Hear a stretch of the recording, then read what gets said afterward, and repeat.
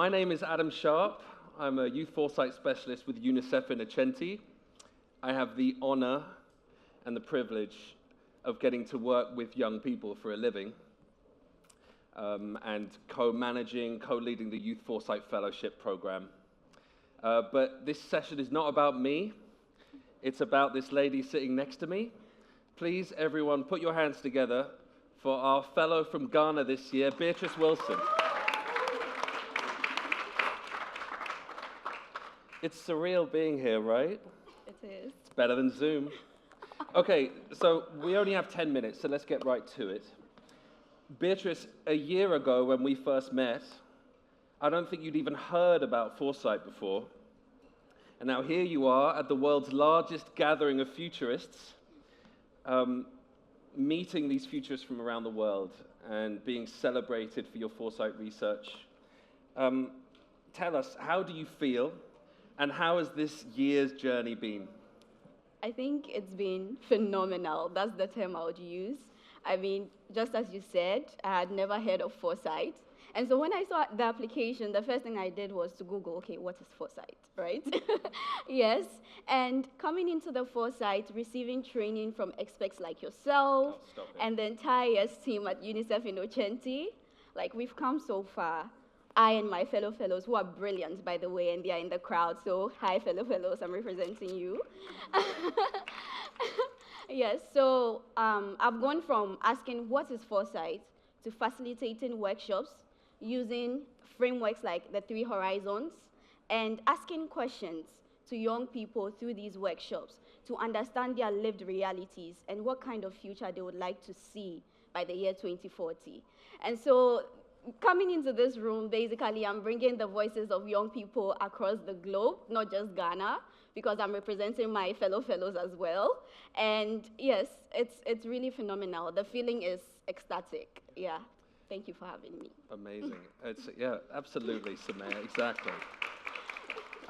Just on the subject of 3 Horizons, we are honored to have Bill Sharpe here today, who's one of the co-creators of the 3 Horizons approach to futures, which has really been a key part of the curriculum for fellows this year.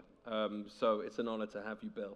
And we'll have a session on Learnings Day on the 20th, where the fellows will come together with Bill Sharpe, with Teach the Future, to run a sort of 3 Horizons masterclass with a focus on the futures of childhood, it being World Children's Day that day.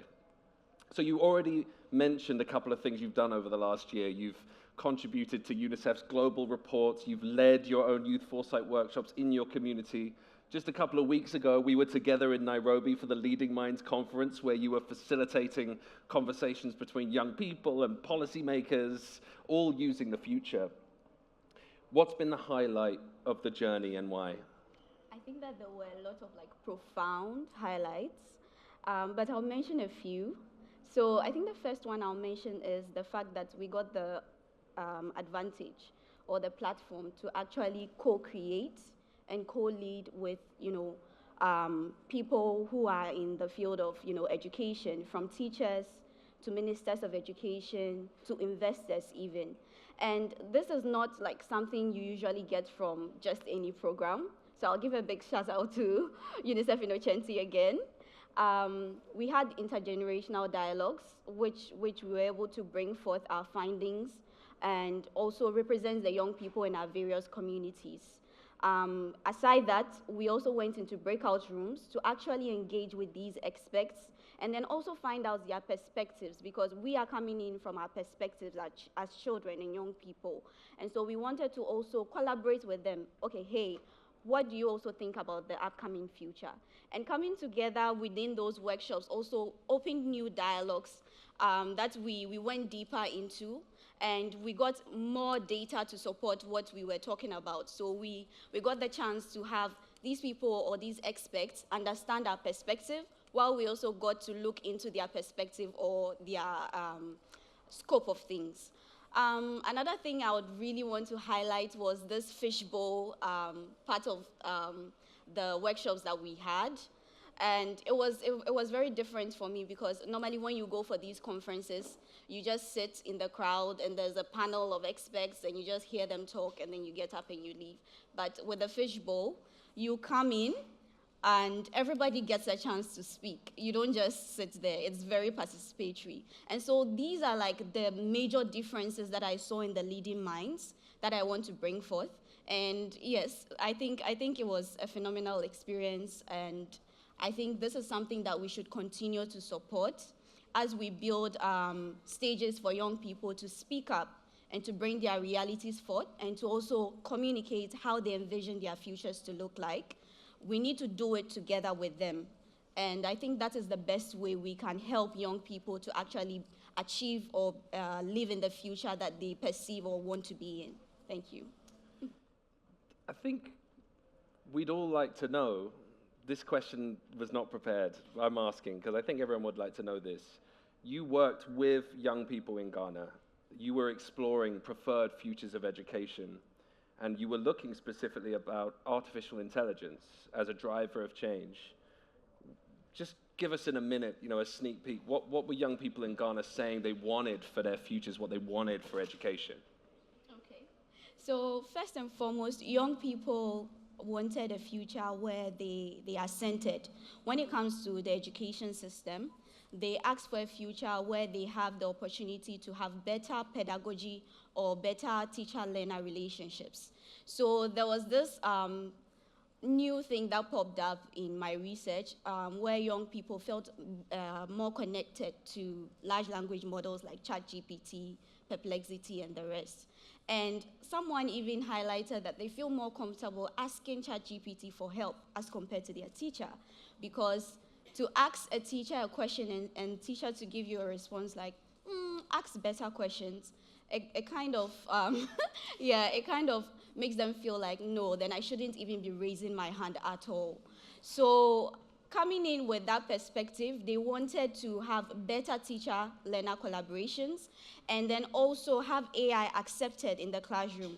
One major thing that I highlighted in there was AI to human collaboration, where we have young people seated around circles, just like you're seated, and everyone takes on a role. So within the community, someone is, let's say, a community leader, like a chief.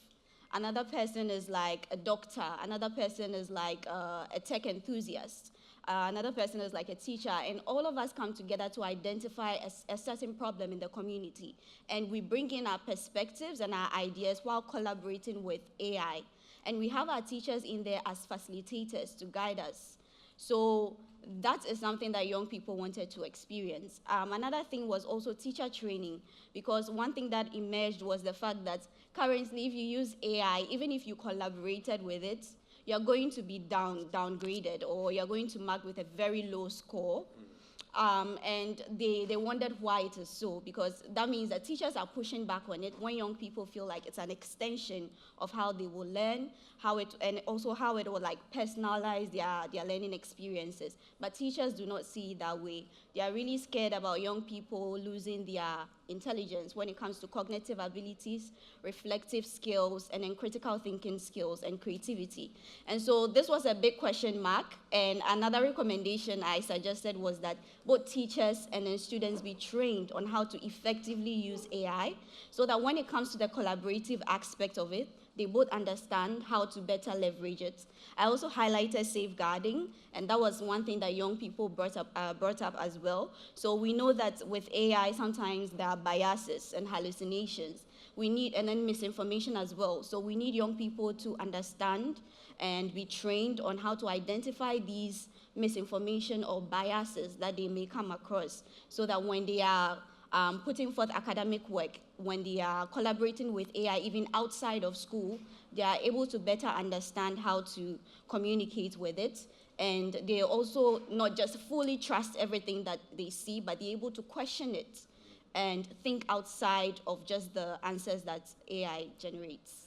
Fantastic. So if this is your area of research, maybe come and speak to Beatrice, who is working with young people in Ghana and building an advocacy plan, trying to build AI literacy and really move things forward. So it's about using the future to change the present. All of our fellows have different research areas and focus, and being here is just a tremendous opportunity to network, to collaborate, to learn.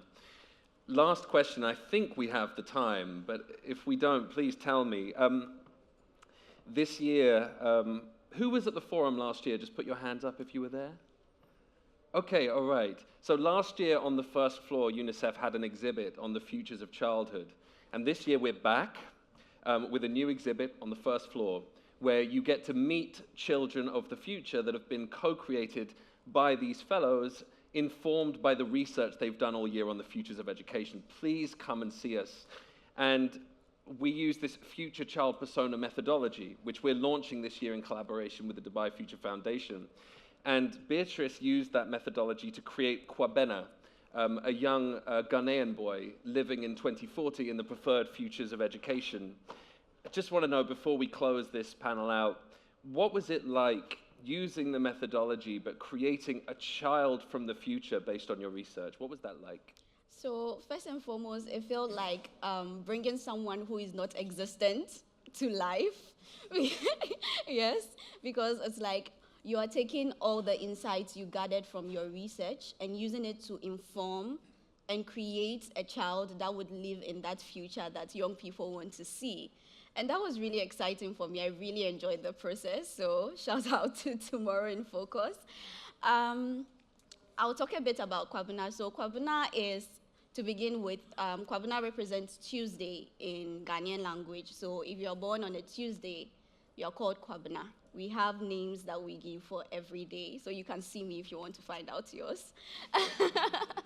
Yes, he's very curious, very witty, and he questions the systems around him. He doesn't take things as face value. He wants to know why things are how they are. Kwabena is a child who is 14 years old, but he speaks up.